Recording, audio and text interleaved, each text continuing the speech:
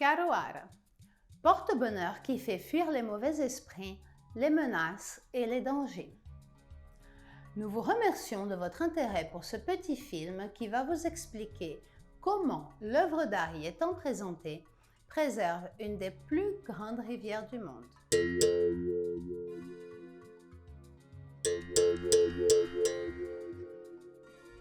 Les œuvres d'art de notre collection sont d'une inégalable valeur artistique et culturelle. Par leur acquisition, vous incitez les artistes à préserver l'environnement, les mémoires ancestrales et les traditions des communautés auxquelles ils appartiennent. Les Caruara sont des porte-bonheur qui détiennent la force des eaux mystérieuses du fleuve San Francisco et des légendes se mêlant aux histoires des peuples autochtones dont font partie les artistes. À l'origine, elles ont été conçues pour être utilisées comme figures de proue. Les Sumériens, les Égyptiens ainsi que d'autres civilisations antiques, telles que les Grecs et les Romains, fabriquaient déjà des figures de proue pour leurs embarcations. Le fleuve San Francisco, populairement dénommé Vieux Chico, est l'un des plus importants du Brésil, long d'environ 2800 km, c'est-à-dire la moitié des côtes de la France métropolitaine. À l'inverse des autres pays d'Amérique du Nord, dans la région du fleuve San Francisco, il fait beau toute l'année. L'abondance de lumière, d'eau ainsi que des températures idéales favorise agriculture et élevage. C'est pour cette raison que le Brésil est le premier exportateur mondial de grains et de viande.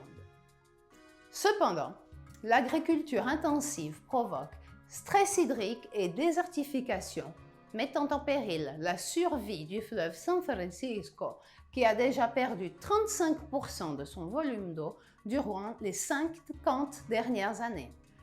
L'extension géographique et le climat démontrent la dimension de l'importance socio-culturelle et artistique du fleuve, non seulement pour les riverains qui le protègent de l'agriculture intensive, mais aussi pour la population mondiale. Les Caruara, faisant partie de la tradition populaire et produite par les maîtres de la technique sculpturale, étaient installés sur les proues des bateaux naviguant au long du fleuve San Francisco jusqu'à l'époque du Brésil colonial. Le temps a passé, néanmoins, les Caruara restent un symbole culturel puissant qui, selon les croyances populaires, effraie les créatures légendaires habitant les eaux du Vieux Chico comme Nego d'Agua, le redoutable serpent, et le mystérieux Minhocão. En réalité, ces artistes et leurs œuvres empêchent, en partie, que les grandes fermes exportatrices de grains ne s'installent, ravageant le San Francisco. De cette manière, ils participent au maintien d'un certain équilibre des forces. Les Caruara de notre collection sont taillés dans le bois d'arbres tombés naturellement sous l'effet du temps ou des eaux et surtout sans intervention humaine.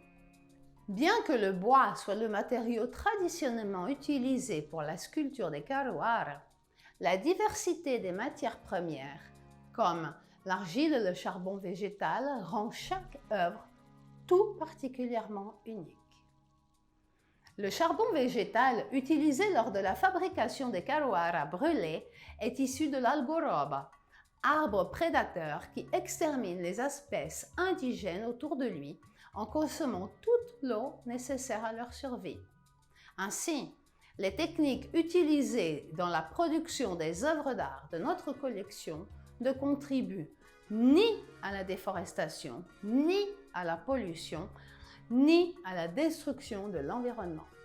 Ce qui, par le passé, était considéré art populaire par certains critiques, s'est transformé en la production d'œuvres aux techniques originales et perfectionnées. Le public local et mondial a toujours aimé les Caruara.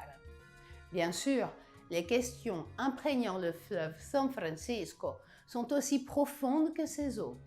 Cependant, grâce aux Caruara, le Vieux Chico résiste, nous montre sa force, ainsi que celle du peuple qui l'entoure et le protège. C'est donc bien vrai, les Caruara font fuir les mauvais esprits.